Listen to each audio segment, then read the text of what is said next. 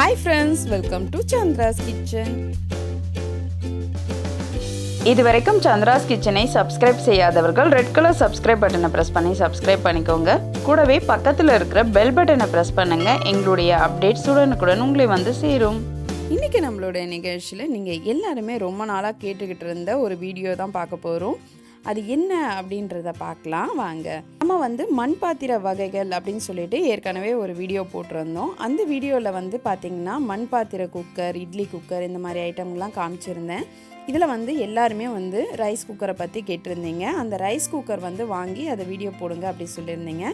உங்களுக்காக அந்த rice cooker தான் வாங்கியிருக்கேன். சாரி டிலே ஆனதுக்கு. காரணம் என்ன அப்படின்னு பார்த்தீங்கன்னா என்னுடைய பட்ஜெட் ஒரு ப்ராப்ளமாக இருந்துச்சு. அதுக்கப்புறம் பார்த்தீங்கன்னா நான் ஆர்டர் கொடுத்தப்ப அவங்களால அந்த டைமுக்கு கரெக்டாக கொடுக்க முடியல. இப்படியே வந்து தொடர்ந்து போயிட்டே இருந்துச்சு. அதுக்கப்புறம் பார்த்தீங்கன்னா தீபாவளிக்கு ஒரு வாரம் முன்னாடி தான் என்னால் வந்து இந்த குக்கர் வாங்க முடிஞ்சுது. அப்போ வந்து நான் உடனே உங்களுக்காக வீடியோ ரெடி பண்ணேன். பட் என்னால் வந்து அந்த டைமில் போட முடியல.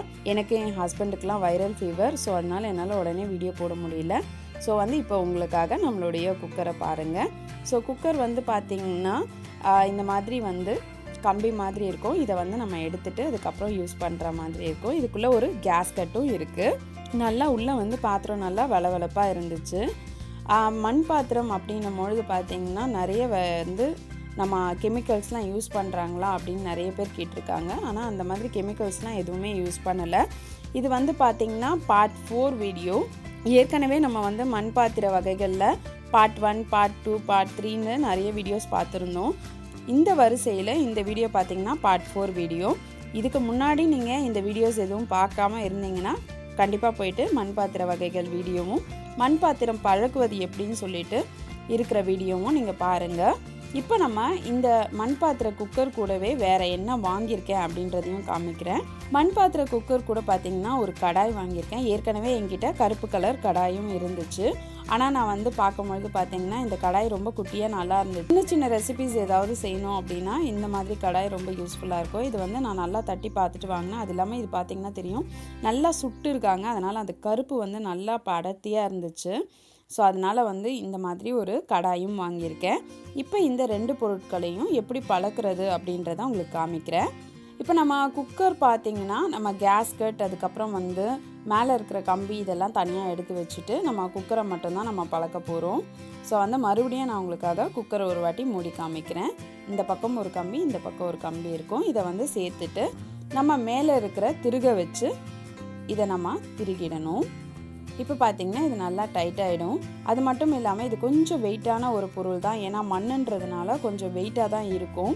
நம்ம ஹேண்டில் பண்ணுறதுக்கு கொஞ்சம் வந்து நம்ம ஃபஸ்ட்டில் கஷ்டப்படுவோம். ஆனால் அதுக்கப்புறம் வந்து கொஞ்சம் ஈஸியாக தான் இருக்கும். இது பழக பழக நமக்கு பழகிடும்.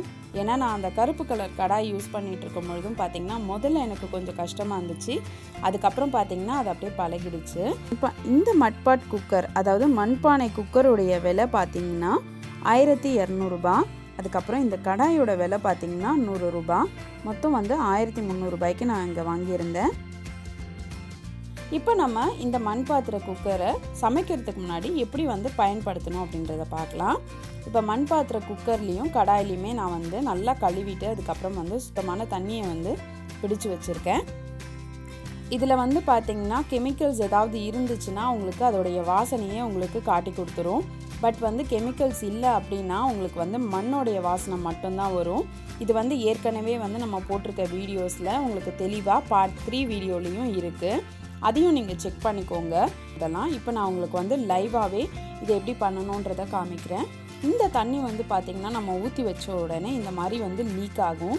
இந்த லீக் ஆகிறது வந்து பார்த்திங்கன்னா அந்த இருக்கிற போர்ஸ்லேருந்து வர தண்ணி தான்.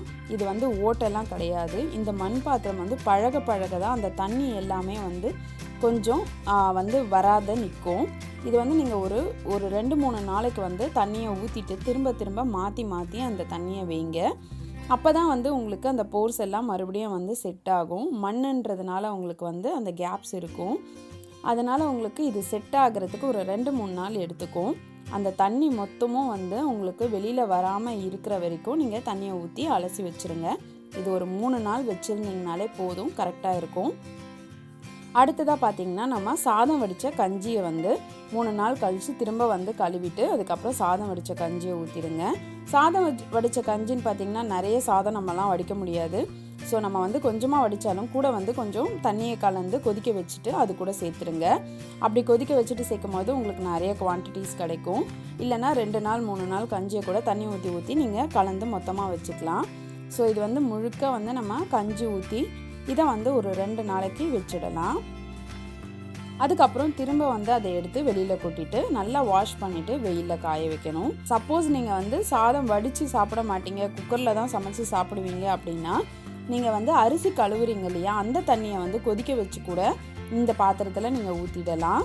இல்லைனா அரிசி கழுவின தண்ணியை அப்படியே கூட நீங்கள் ஊற்றி வைக்கலாம். இந்த காய்கறி ஏதாவது கட் பண்ணிங்கன்னா அந்த தண்ணியும் நீங்கள் ஊற்றி வைக்கலாம்.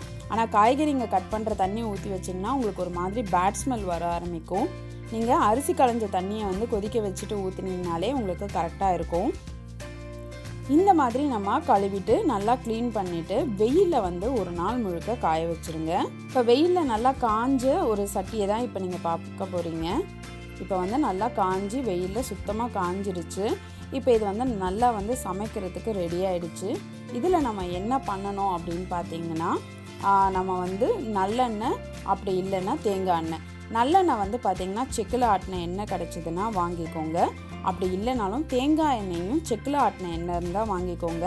நம்ம வீட்டில் யூஸ் பண்ணுற சாதாரண எண்ணெய் எதுவுமே யூஸ் பண்ணாதீங்க. ஏன்னா மண் பாத்திரம் அப்படின்றதுனால வந்து நம்ம முதல்ல எதில் பழக்கிறோமோ அந்த ஸ்மெல் வந்து உங்களுக்கு ரிட்டைன் ஆகும். எண்ணெய் தடவிட்டிங்க அப்படின்னு பார்த்திங்கன்னா அதிகமாக எண்ணெய் குடிக்காது. இதுக்காக தான் நம்ம எண்ணெய் தடவுறது. இப்போ நான் வந்து நல்லெண்ணெய் வந்து ஒரு ஸ்பூன் இதில் ஊற்றிருக்கேன். இதை வந்து நல்லா நீங்கள் வந்து தேய்ச்சி விட்டுருங்க. இப்போ இந்த மாதிரி ஃபுல்லாக எல்லா பக்கமும் அந்த குக்கர் முழுக்க படுற மாதிரி நம்ம தேய்ச்சி விட்டுறணும்.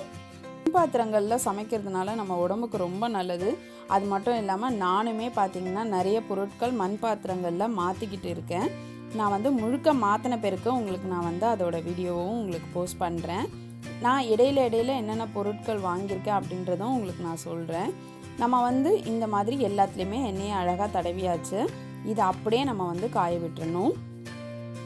இது ஒரு நாள் முழுக்க நல்லா காஞ்ச பிறகு நம்ம வந்து தண்ணி ஊற்றி அலசிட்டு அதுக்கப்புறம் நம்ம சமைக்க ஆரம்பிச்சிடலாம். இந்த எண்ணெய் தடவுனதுனால அதில் வந்து பிசுபிசுப்பு இருக்கும் அப்படின்னு சொல்லிட்டு பார்ப்பீங்க. பட் அந்த அளவுக்கு பிசுபிசுப்பு இருக்காது. ஆனால் நீங்கள் மண் பாத்திரத்தை கண்டிப்பாக சோப்போ இல்லை சபீனாவோ இந்த மாதிரி ஐட்டங்களை போட்டு துலக்கவே கூடாது. எப்படி க்ளீன் பண்ணணும் அப்படின்றத நான் வந்து உங்களுக்கு ஒரு வாட்டி சமைச்சு காமிக்கும் பொழுது அதை எப்படி க்ளீன் பண்ணுறதுனோ நான் உங்களுக்கு ஒரு வீடியோ போடுறேன்.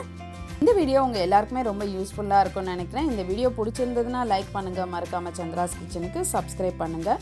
நான் இன்னொரு சுவாரஸ்யமான வீடியோவோட உங்களை சந்திக்கிறேன். நன்றி, வணக்கம்.